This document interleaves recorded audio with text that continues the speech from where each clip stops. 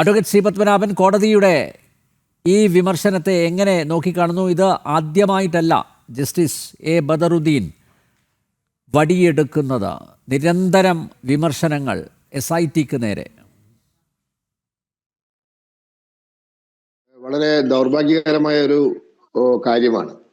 കാരണം കേരളത്തിലെ ഏറ്റവും പ്രമാദമായ കേസാണ് ഇപ്പോൾ ശബരിമല സ്വർണ്ണ കൊള്ള കേസ്.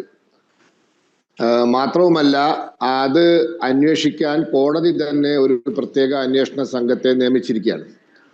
അങ്ങനത്തെ ഒരു അന്വേഷണ സംഘത്തെ അല്ലെങ്കിൽ അങ്ങനത്തെ ഒരു അന്വേഷണ സംഘത്തിന് കോടതിയുടെ തന്നെ ഭാഗത്തു നിന്നും ഒരു തവണയോ രണ്ടു തവണയോ അല്ല, നിരന്തരമായി വിമർശനം ഏറ്റുവാങ്ങുക എന്ന് പറയുന്നത് വളരെ ദൗർഭാഗ്യകരമായ ഒരു കാര്യമാണ്.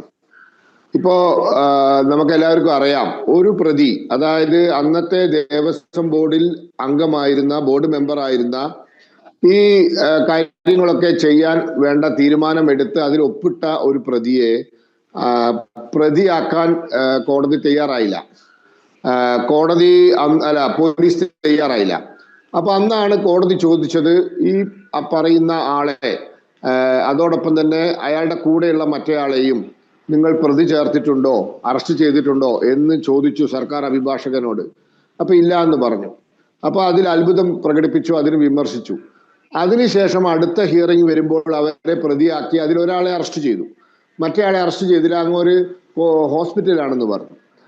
2 തവണ കഴിഞ്ഞപ്പോൾ കോടതി വീണ്ടും ചോദിക്കുകയാണ്, പ്രതിയാക്കിയ അന്ന് മുതൽ ഇങ്ങൊരു ഹോസ്പിറ്റലാണല്ലോ, ഇതെന്താണിത്?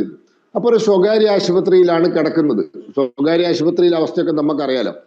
അങ്ങനെ കോടതി വീണ്ടും ചോദിച്ചപ്പോൾ സ്വകാര്യ ആശുപത്രിയിൽ പോയിട്ട് അറസ്റ്റ് റെക്കോർഡ് ചെയ്യുന്നു, ഗവൺമെന്റ് ഹോസ്പിറ്റലിലേക്ക് മാറ്റുന്നു.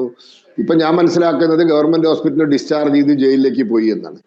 അപ്പോ ആ അസുഖം എന്തായിരുന്നു? ആ അസുഖം എന്താന്ന് ഇപ്പൊ മനസ്സിലായല്ലോ. അപ്പോ ഇങ്ങനത്തെ ഒരു അവസ്ഥ സൃഷ്ടിക്കരുത്. കാരണം ഇത് കേരളത്തിലെ ഏറ്റവും പ്രമാദമായ കേസാണ്. ഈ ഒരു കേസിൽ ഇത്തരത്തിലുള്ള ഒരു കോടതിയുടെ ഭാഗത്തുനിന്നും നിരന്തരമായി, ഒരു തവണ 2 തവണ നമുക്ക് മനസ്സിലാക്കാം, നിരന്തരമായ പരാമർശത്തിന് ഇടവരുത്തരുത്. ഇപ്പോ പലരും പറയുന്ന ഒരു കാര്യം, കോടതിയാണ്, അതായത് ഈ അന്വേഷണ സംഘത്തെ നിയമിച്ച കോടതി ഡിവിഷൻ ബെഞ്ചാണല്ലോ, അല്ലെങ്കിൽ ദേവസ്വം ബെഞ്ചാണല്ലോ, അവര് ഇങ്ങനെ പറയുന്നില്ലല്ലോ. അവിടെ ഒരു പ്രശ്നം എന്താന്ന് വെച്ചാൽ, ജാമ്യ ഹർജി വാദം കേൾക്കുന്ന കോടതി കേസ് ഡയറി പരിശോധിക്കും. കേസ് ഡയറി പരിശോധിക്കുന്ന കോടതിയാണ് ജാമ്യം കൊടുക്കുന്ന കോടതി, അല്ലെങ്കിൽ ജാമ്യ ഹർജി വാദം കേൾക്കുന്ന കോടതി. അപ്പൊ ആ കോടതി കേസ് ഡയറി പരിശോധിക്കുമ്പോൾ അന്വേഷണ ഭാഗമായി എന്തൊക്കെ നടന്നു, എന്തൊക്കെ നടന്നില്ല എന്ന് അവർക്ക് കൃത്യമായി മനസ്സിലാവും. അപ്പം അതൊരു ക്രിമിനൽ പ്രൊസീജിയറിന്റെ ഒരു ഭാഗമാണ്, അല്ലെങ്കിൽ ക്രിമിനൽ ജൂറിസ്പ്രുഡൻസിന്റെ ഒരു ഭാഗമാണ്.